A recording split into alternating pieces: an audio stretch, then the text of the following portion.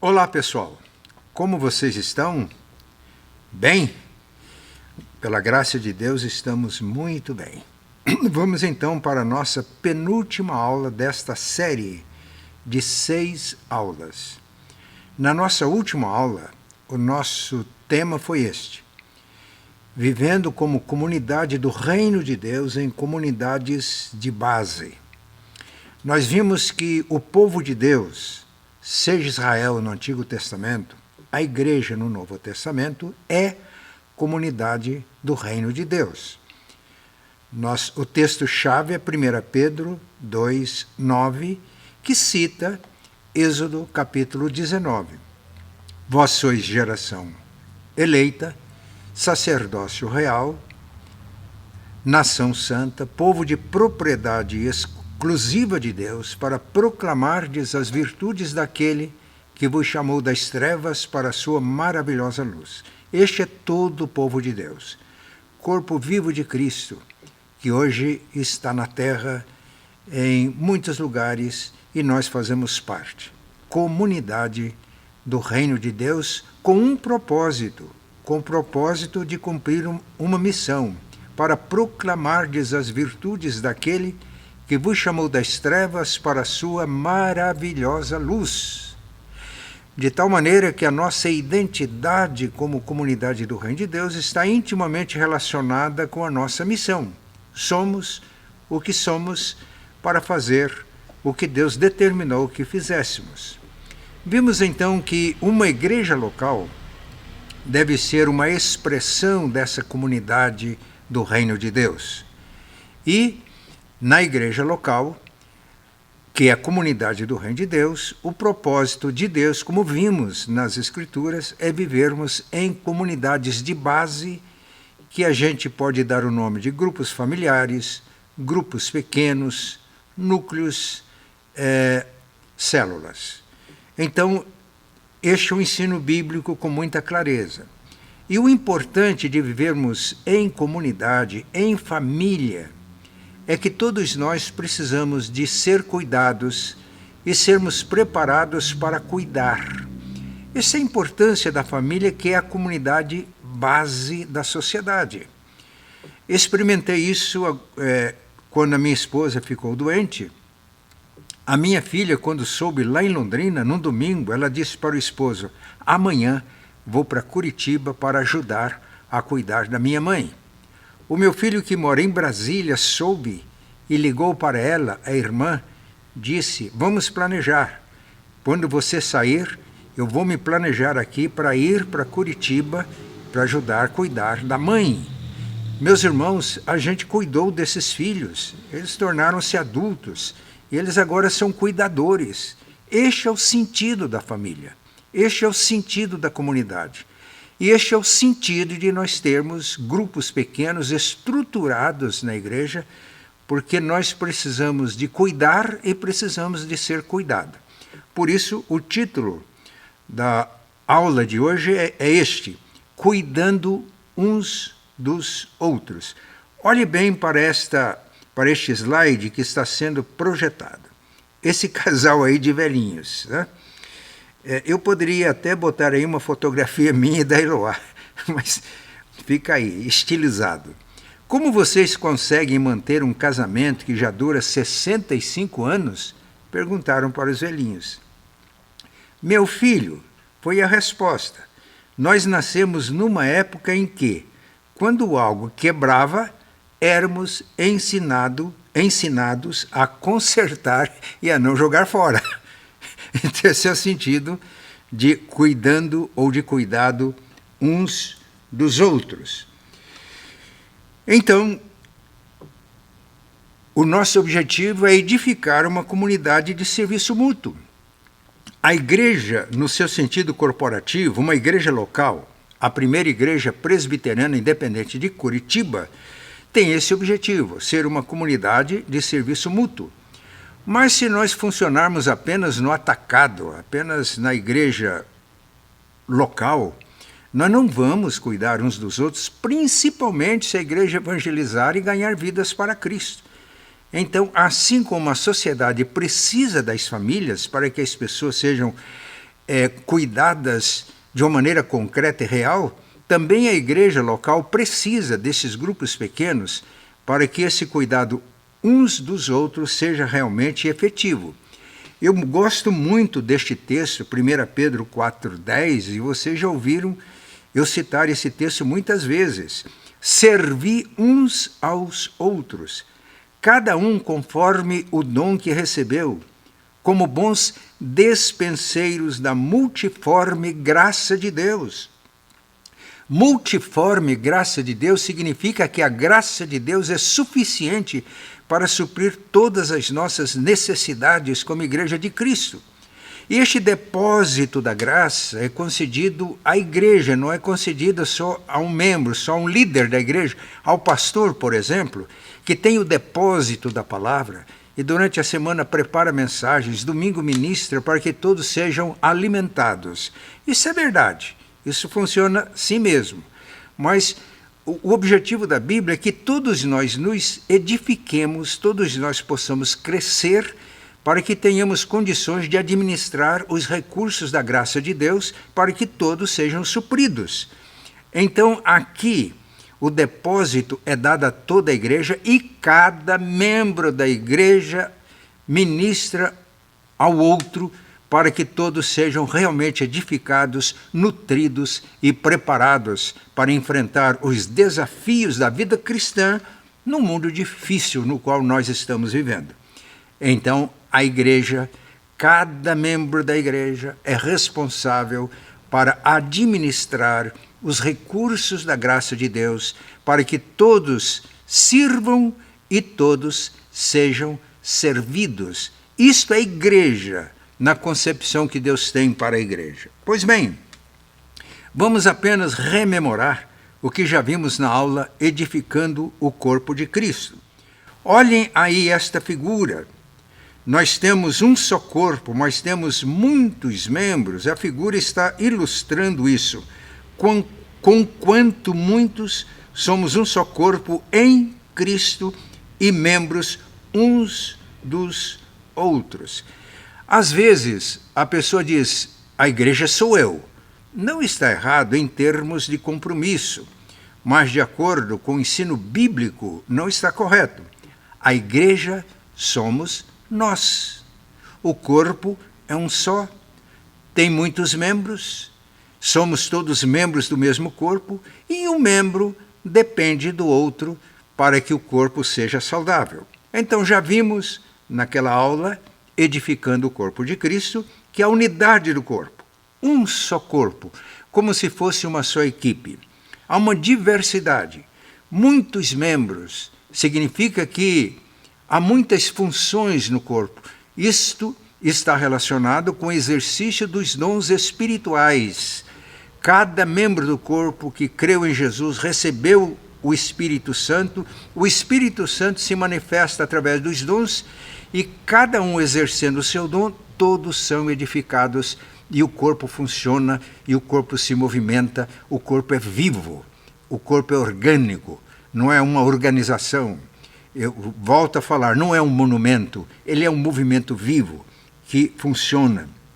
Mas tem a diversidade, estamos vendo.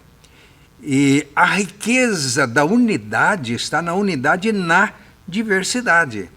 Porque um precisa do outro, é a mutualidade. Por exemplo, quando existe a comunhão de diferentes, quando diferentes se tornam um, isso é altamente criativo. É o que nós encontramos na Bíblia. Deus em si, ele é uma comunidade. E ele nos criou a sua imagem e semelhança. Quando ele criou o ser humano, Adão, ele criou o ser humano homem e mulher. Uniu e deu essa ordem. Cresçam, multipliquem, encham a terra. E no capítulo 2 de Gênesis, quando Deus criou a mulher e entregou Adão, ele disse, esta é osso dos meus ossos. Por isso, diz a Bíblia, deixará o homem seu pai e sua mãe e se unirá à sua mulher e serão os dois uma só carne. quando duas pessoas diferentes, no caso aqui, homem e mulher, se unem e se tornam uma só carne, uma unidade, é criativa, dá origem a um novo ser humano. Agora, quando une duas pessoas iguais, há esterilidade, não há geração de vida. Isso que acontece no plano físico, no relacionamento do casal, acontece também na igreja. Quando nós que somos diferentes, temos dons diferentes, temos personalidades diferentes, características diferentes, mas pela graça de Deus, nos tornamos um em Cristo. A igreja, corpo vivo de Cristo, é extremamente fértil, gera vida, produz vida. Este é o sentido da evangelização. Quando não há unidade, quando não há essa diversidade que enriquece o corpo, quando não há mutualidade, a igreja se torna estéril, não gera vida, não ganha vidas para o reino de Deus. Então vamos guardar. Por quê? O resultado da unidade na diversidade e quando a mutualidade um depende do outro é o crescimento. E esse texto que está aí, eu quero ler com os irmãos porque ele é extremamente rico. Veja o que Paulo escreve aí na carta aos Efésios, capítulo 4, versículos 15 a 16. Mas, seguindo a verdade em amor, cresçamos em tudo naquele que é a cabeça, Cristo, todos crescendo em Cristo, a cabeça, a unidade, de quem, de Cristo, todo o corpo, bem ajustado e consolidado pelo auxílio de toda a junta, segundo a justa cooperação de cada parte, efetua o seu próprio aumento para a edificação de si mesmo em amor. Meus irmãos, este ensino bíblico é de tremenda importância, porque quando há unidade na diversidade, quando há mutualidade e funcionamos assim como corpo, o crescimento é natural, é espontâneo, acontece. Quando não acontece, é porque é uma disfunção. É porque não estamos vivendo realmente como corpo vivo de Cristo. Estes conceitos são importantes para nós entendermos realmente o que significa cuidar uns dos outros. Todos os que cuidam precisam ser cuidados. E todos que são cuidados precisam de cuidar. Por isso que o objetivo da nossa vida como igreja, e pegando a figura do corpo, é necessário crescermos, porque quanto mais maduros, mais produtivos, com condições de gerar vidas e de cuidar das vidas que geramos. Pois bem, vamos olhar agora para este slide, para essa projeção. Cuidando dos que cuidam. O supremo cuidador é Jesus Cristo, que é o supremo pastor. Não é preciso dizer mais nada. Cristo, então, é o pastor de todos nós, e Ele cuida de nós. Agora, somos cuidados para que, vivendo no Espírito de Jesus, o nosso pastor, o nosso Senhor e Mestre, podamos cuidar dos outros e uns dos outros. Nós temos na Bíblia alguns exemplos. Por exemplo, Jetro cuidou de Moisés, Moisés cuidou de Josué, e vai nessa linha de cuidado até os apóstolos e chega até nós. Então, somos cuidados por Jesus por intermédio de servos que Ele mesmo chama, capacita, para que nós continuemos assim, sendo cuidados e cuidando dos outros. Nós temos este exemplo de Jetro e Moisés. Irmãos, para que a gente seja cuidado, é preciso que haja essa humildade para ser cuidado. E uma vez que a gente é cuidado, e se nós como crentes, nós somos cuidados pelo Deus, o Pai Celestial, por Jesus, o nosso pastor, por irmãos maduros que cuidam de nós, então nós devemos ter a disponibilidade para cuidar. Eu quero dizer aos irmãos que exercer cuidado no povo de Deus, servir os irmãos e ser servido pelos irmãos é a maravilha da igreja. Eu sempre digo aqui que eu sou empolgado com a igreja Corpo Vivo de Cristo, porque eu cuido, eu sou pastor, mas meus irmãos, eu sou cuidado. E sou cuidado porque faço parte do corpo.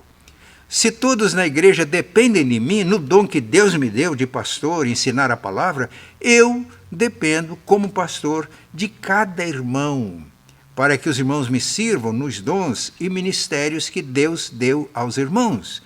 Então é preciso disponibilidade para cuidar e a humildade para ser cuidado, para receber cuidados, porque todos nós precisamos.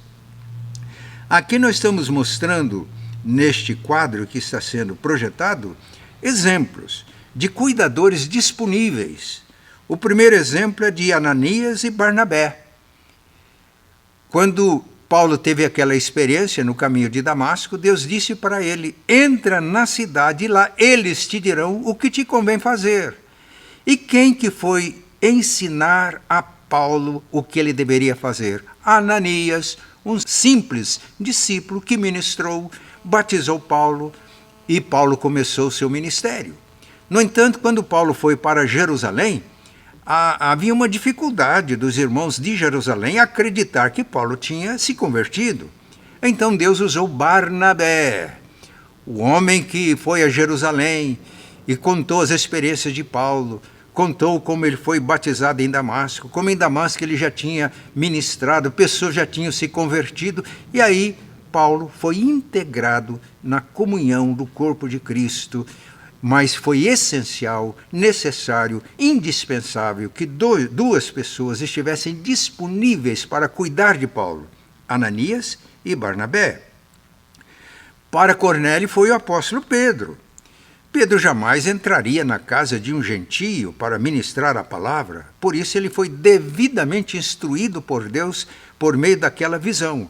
Aí Pedro, que estava em Jope, foi até Cesareia, entrou na casa de Cornélio, ministrou a palavra. Cornélio, a sua família, os seus parentes, amigos íntimos, que estavam reunidos esperando Pedro, todos se converteram, nasceu uma igreja e uma comunidade em Cesareia.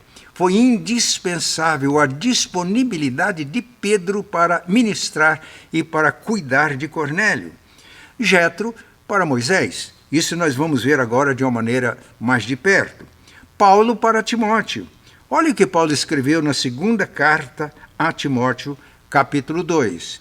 O que você ouviu de mim, através de muitas testemunhas, isso confia a homens fiéis, que sejam idôneos para ensinar outros. Os irmãos perceberam o cuidado que Timóteo recebeu de Paulo.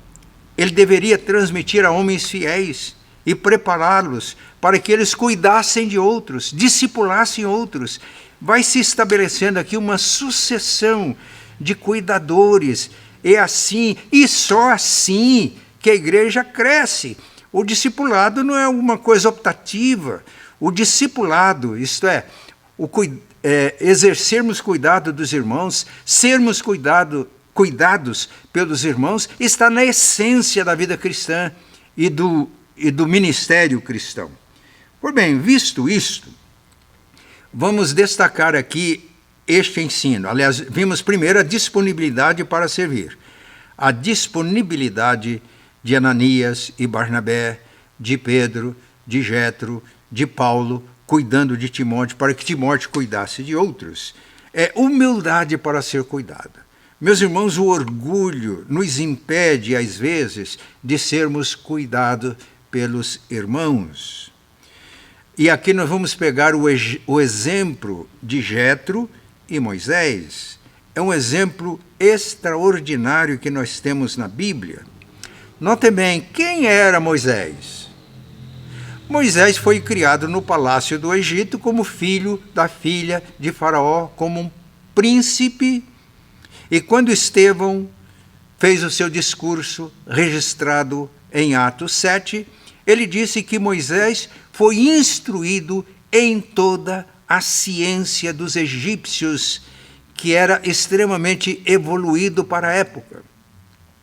Além disso, Moisés, quando ele matou o egípcio e foi descoberto, ele fugiu e ficou, aliás, ele tinha 40 anos quando aconteceu isso, era um homem formado, instruído na melhor educação da época. Ele vai para o deserto. E agora, ele tem outro tipo de escola. Ele enfrenta a realidade da vida, torna-se um pastor de ovelhas, aprende a cuidar de ovelhas, vai para uma vida simples. E quando Moisés já estava com 80 anos de idade, foi que Deus o chamou para uma missão. Mas Moisés, através de Moisés, no Egito, Deus fez prodígios e maravilhas de tal maneira que, com mão forte, braço estendido, mas por intermédio do ministério de Moisés, Deus libertou o seu povo do cativeiro egípcio. Agora Moisés já está no deserto e o seu sogro, Jetro, que era sacerdote de Midian, vai ao seu encontro. Fizeram uma festa. Percebemos que os dois eram muito amigos. Mas no dia seguinte, Jetro foi observar como Moisés estava fazendo o seu trabalho. E aqui é que está o ponto. Meus irmãos, o que mais Moisés podia aprender? Com 80 anos de idade, instruído em toda a ciência dos egípcios, instruído na vida dura do deserto, profeta, servo de Deus, homem por meio de quem o Senhor tinha feito prodígios e maravilhas. Moisés tinha alguma coisa que aprender? Pois bem, Jetro ficou observando. Aí Jetro falou com ele: o que é que você está fazendo, Moisés? Você assenta sozinho e o povo fica diante de você desde a manhã até a noite. Então, Moisés foi flagrado numa vulnerabilidade. E qual era a vulnerabilidade? Nós vamos aprender algo extraordinário com Moisés. Moisés se deixou ensinar. E Moisés estava aberto para superar a solidão, a obsessão. Ele deu essa resposta a Jetro: é que o povo vem a mim, para que eu ensine o que eles devem fazer, como resolver os seus problemas e as suas questões. Então, além da solidão, ele estava sentando só.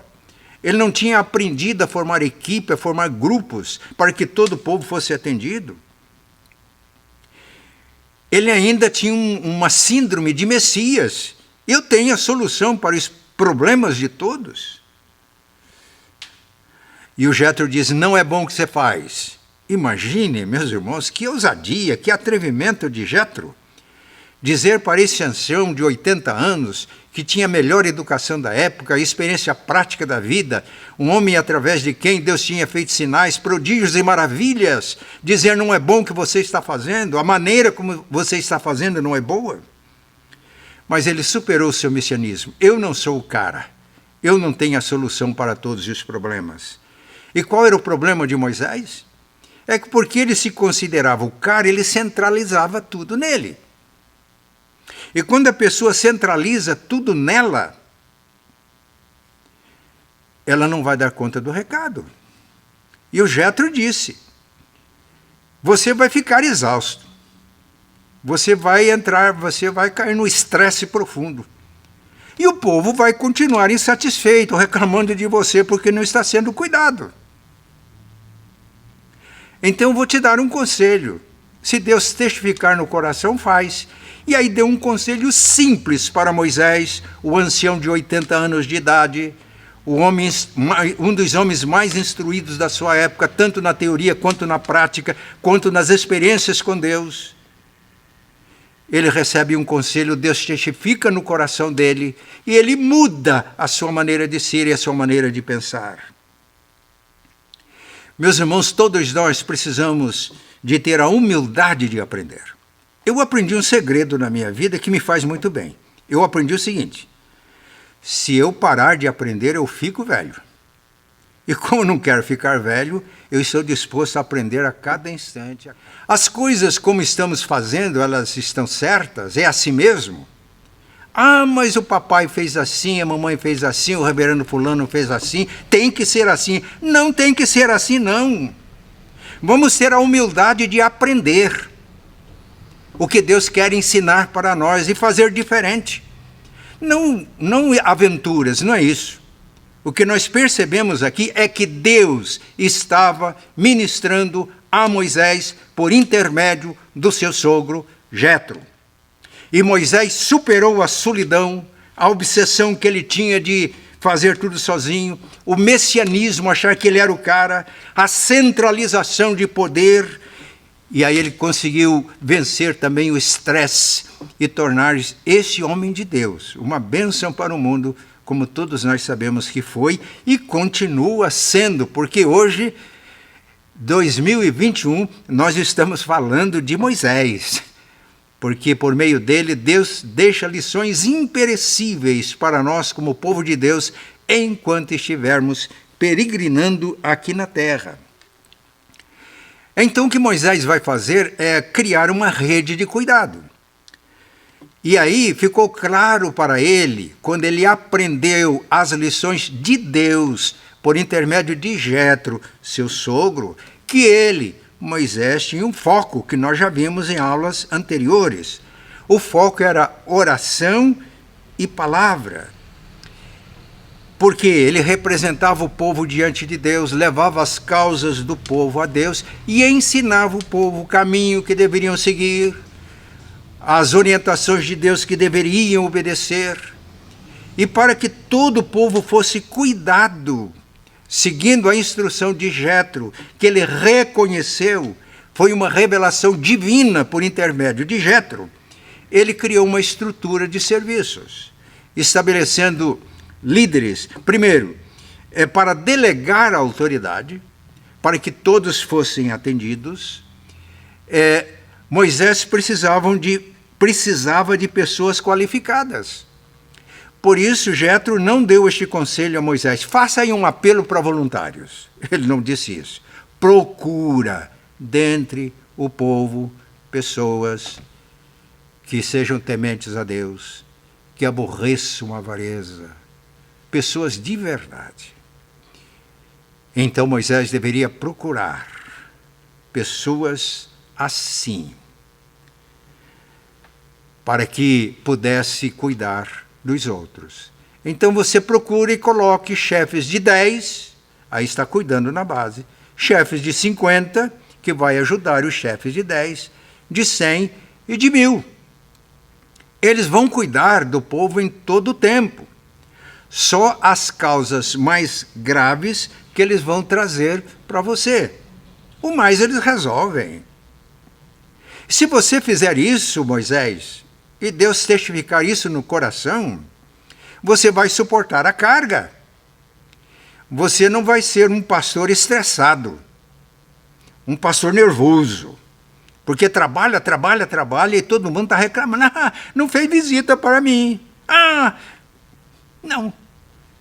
Você delegou autoridade, porque isso é um princípio divino, Deus vai agir através disso. Todos vão ser cuidados. Você fica num nível mais estratégico. Aí você vai suportar a carga, todos vão ficar satisfeitos, devidamente cuidados. Meus irmãos, este é o resultado. Pessoas qualificadas. Aí você tem que ter uma estrutura de liderança, porque senão você delega a autoridade, mas a coisa fica solta. Aí também não funciona. O que acontecia? Líderes de 10, de 50, de 100 e de 1000, mas todos eles recebiam as instruções de Moisés. Moisés estava orando por todos e ele estava exercendo a sua função num nível mais estratégico do que operacional. Isto é, ele delegou a autoridade para que todo o povo fosse cuidado e todo o povo fosse atendido. E, meus irmãos, quando estabelecemos uma rede de cuidado assim, o líder fica saudável e os liderados ficam felizes, porque existe uma rede de cuidado na qual todos cuidam e todos são cuidados. Por quê? Porque o líder de 10, ele lidera 10. Cada um desses 10, à medida que a comunidade toda cresce, pode ser também treinado para liderar outros 10.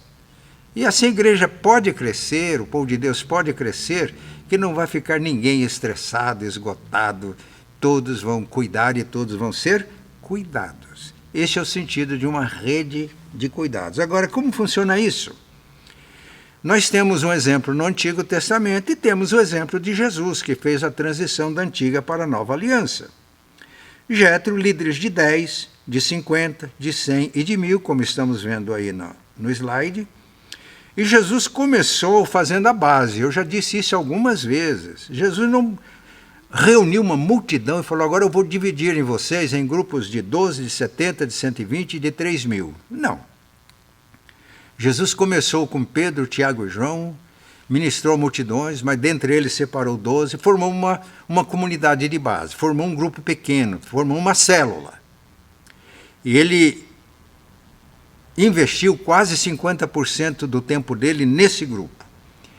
Na medida que esse grupo estava forte, ele foi para um grupo maior, de 70. Lucas capítulo 10. É só ler o texto e vão perceber isso. E quando chegou, depois da ressurreição de Jesus e antes de Pentecostes, nós somos informados que esse grupo de base, esse grupo que foi treinado por Jesus, era de cerca de 120 pessoas. Aí estava formada uma congregação de base, uma massa crítica. E quando Jesus derramou o Espírito Santo, eles estavam devidamente treinados para que o que Jesus ensinou, o que Jesus transmitiu para ele, porque Jesus não transmitiu apenas ensino, Jesus transmitiu a vida dele. E essa vida seria derramada no dia de Pentecostes. Então essa vida iria multiplicar-se. E quando chegamos em Pentecostes, depois da mensagem de Pedro, já eram 3.000 pessoas, depois quase 5.000, Atos 6, numerosa multidão, Atos 9, 31, e crescia dia a dia.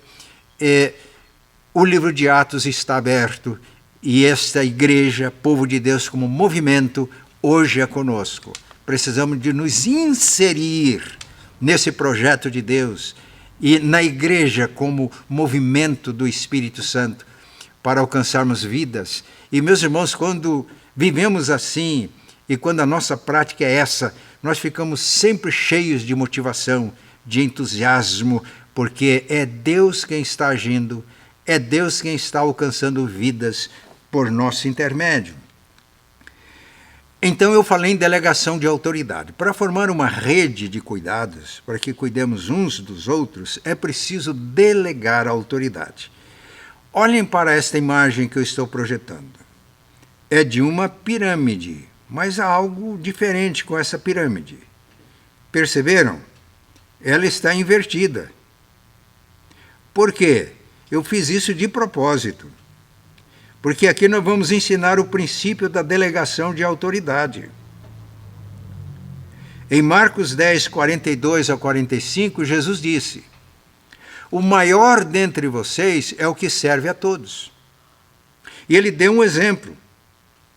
Porque o Filho do Homem, referindo-se a ele, não veio ao mundo para ser servido, mas ele veio para servir e dar a sua vida em resgate por muitos.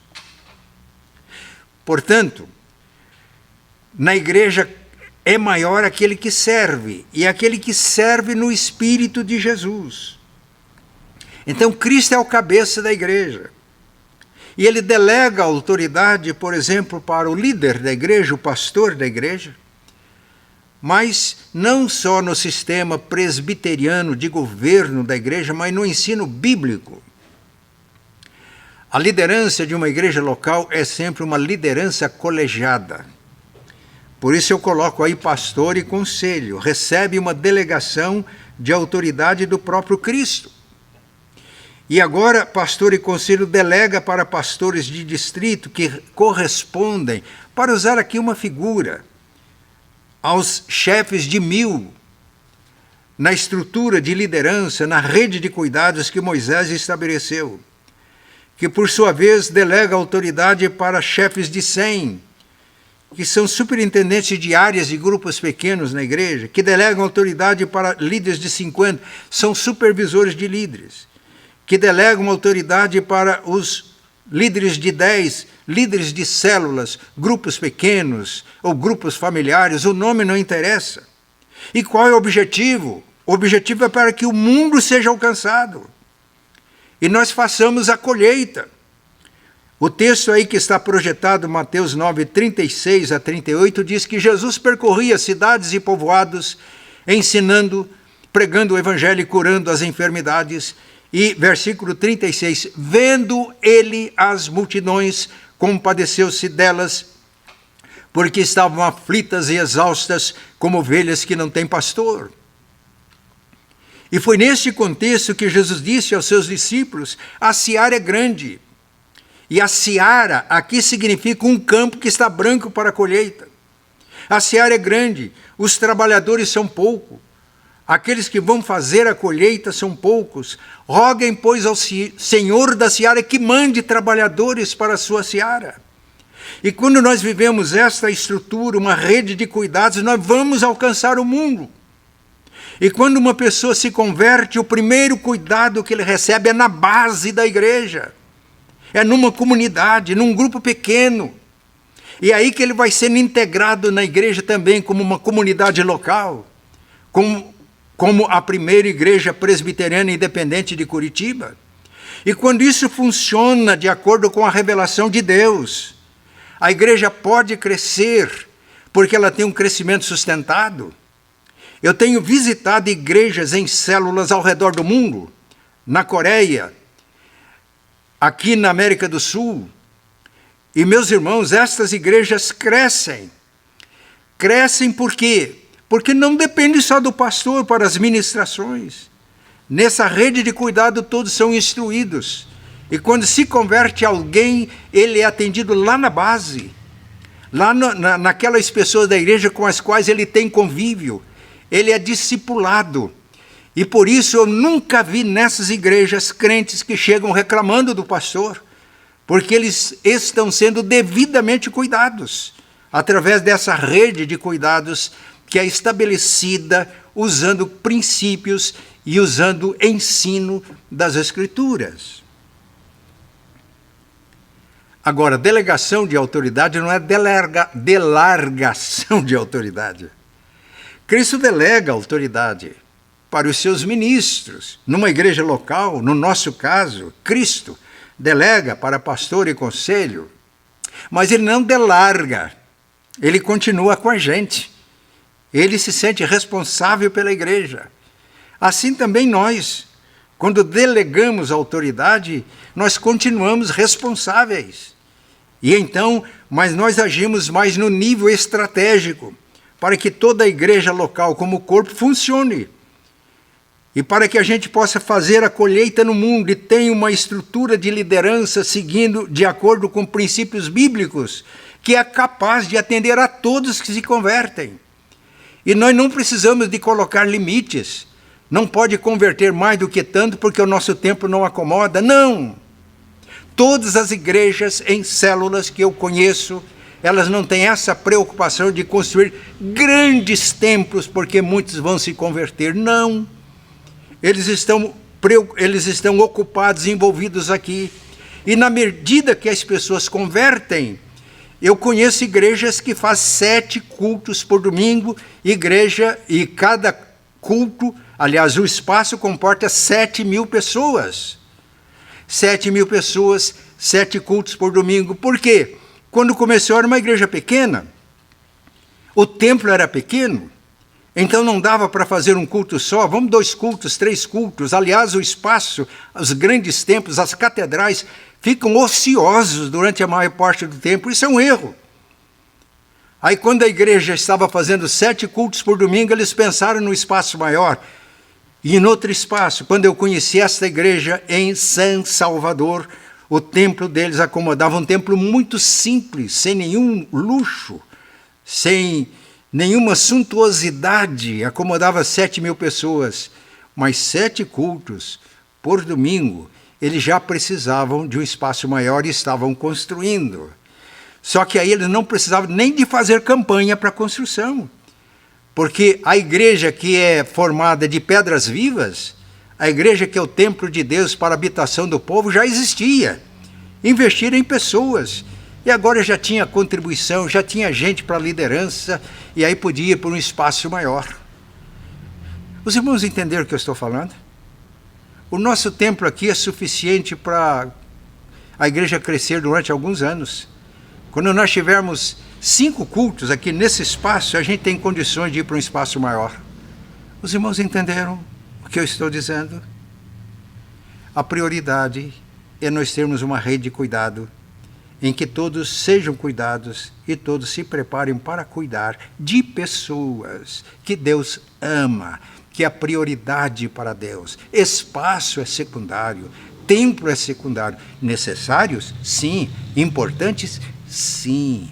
Mas quando nós temos igreja, quando nós temos crentes maduros, que são cuidados e que cuidam, aí é que a gente pensa no espaço. Aí é que a gente pensa no lugar para a gente reunir. Muito bem, olhem bem para esse quadro. O campo é o mundo, onde a gente vai fazer a colheita. Os textos que eu já citei. Aliás, Lucas 15, 1 a 2, diz que os publicanos e pecadores afluíam para ouvir Jesus, enquanto os fariseus e escribas, que eram líderes religiosos, ficavam ressentidos. E foi aí que Jesus contou 3 parábolas. A parábola da ovelha perdida, da dracma perdida, a parábola do filho pródigo. E, meus irmãos, eu fico encantado, porque publicanos e pecadores eram atraídos a Jesus para ouvir o evangelho, enquanto religiosos ficavam incomodados com isso. Isso parece essas igrejas, que o nosso culto, o nosso clube religioso é tão importante que quando começa a converter pessoas, principalmente se for pessoas humildes, a gente começa a ficar incomodado. Está chegando gente aqui que não é do nosso nível. Meus irmãos, isso não é igreja, me desculpem. Isso é um clube religioso. E clube religioso não atrai pecadores, pessoas que precisam. E o que Jesus quer é que a sua igreja alcance as pessoas que estão sem salvação. Agora veja, a delegação de autoridade. Eu coloco aqui os 4 S's: submissão ao superior e serviço ao subordinado. Cristo, que é a nossa autoridade máxima, delega autoridade para o pastor, conselho, um líder, um colégio de líderes, que delega, mas que serve a Cristo. O objetivo do pastor, de um líder de uma igreja local, é servir a Cristo. Paulo, numa das suas cartas, ele diz: se eu servisse aos homens, já não seria servo de Cristo. As coisas funcionam bem quando nós servimos a Cristo. Mas servindo a Cristo, delegamos para pastores de distrito, que servem aos subordinados, superintendente, aos supervisores, líderes, liderados, grupos pequenos que alcançam o mundo para fazer a colheita. Eu tenho algumas experiências interessantes. Por exemplo, a igreja de Bom Jardim, São José do Rio Preto, começou com uma visita que eu fiz assim que assumi a igreja, a uma família da igreja, uma viúva. Eu cheguei lá, ela tinha convidado as vizinhas, eu fiz um culto. Voltei, era uma quinta-feira, voltei na próxima e não deixei de voltar. A casa ficou pequena, fomos para uma outra casa. Aí fazíamos escola, ou fazia trabalho com as crianças no quintal da casa. A Eloá, minha esposa, dava aulas. Foi crescendo e aí construímos um templo. Hoje é a Igreja Presbiteriana Independente de Bom Jardim, em São José do Rio Preto. Como nasceu a Igreja de Jardim América, em São José do Rio Preto? A minha esposa reuniu numa vila, no quintal de uma casa, para transmitir o Evangelho a crianças. Houve um resultado muito bom deste trabalho. E aí conseguimos construir num terreno que tinha no bairro. E o trabalho foi se desenvolvendo. Mas havia um trabalho nas casas, discipulado nas casas. E desses discipulados, uma menina da igreja falou de Jesus para sua coleguinha, ela se converteu. E foi uma experiência tão bonita desta menina, que aí eu fui levado por uma irmã que liderava esse trabalho na vila, a fazer uma visita àquela casa. E eu percebi que a menina realmente tinha recebido Jesus no coração. E aí eu falei aos pais, numa visita, entrando numa casa, numa noite, eles entregaram as suas vidas a Cristo. O trabalho se desenvolveu. Hoje é a Igreja Presbiteriana Independente de Jardim América. E uma coisa que me impressionou, há alguns anos eu voltei a São José do Rio Preto, e a igreja onde eu fui pastor, a primeira igreja presbiteriana independente de São José do Rio Preto, é pastoreado por uma pessoa, pelo pastor, o pastor titular, daquela família que foi evangelizada por uma criança na escola. Isso que a gente chama de oikos, isso é ciclo de relacionamentos para evangelização. E que a família dessa criança se converteu e foi convertendo gente da família. O pai desse irmão que hoje é o pastor da igreja. Meus irmãos, o que nós estamos propondo aqui não é nenhuma novidade. É pura e simplesmente restauração de princípios e de valores das Escrituras para a sua igreja. Como cuidar das ovelhas quando a igreja cresce naturalmente como a igreja no Novo Testamento, no testemunho do livro de Atos? 120, 3.000, 5.000 e depois continuava um crescimento exponencial. Isso coloca para nós um desafio: cuidar de cada ovelha que ganhamos. Conte quantas carinhas aparecerão. Tu me amas? Apacenta as minhas ovelhas. Quantas carinhas estão aparecendo? Conte quantas. E agora? Conte outra vez. Atrás, ou estas carinhas representam cada pessoa que o Senhor acrescenta à igreja quando vivemos com naturalidade a nossa vida no corpo vivo de Cristo. Conte agora. Consegue? E agora? Consegue? Finalmente, parece que não é possível cuidar de cada um, mas é assim que este é o plano de Deus. Porque o alvo que nós temos é de estender o reino de Deus. O nosso alvo é o reino de Deus. E para que no reino de Deus cada um seja cuidado, o Senhor Jesus edifica a sua igreja, que é a comunidade do reino de Deus. Mas a igreja, a comunidade do reino de Deus, é ampla. E por isso a igreja local, primeira igreja presbiteriana independente de Curitiba. Mas para que cada um seja cuidado, é preciso grupo pequeno, a célula. E quando nós funcionamos em comunidades de base, células, nós podemos cuidar uns dos outros de maneira real, de maneira concreta. E assim nós alcançamos o alvo do reino de Deus, cada um sendo cuidado e cada um sendo preparado para cuidar dos outros.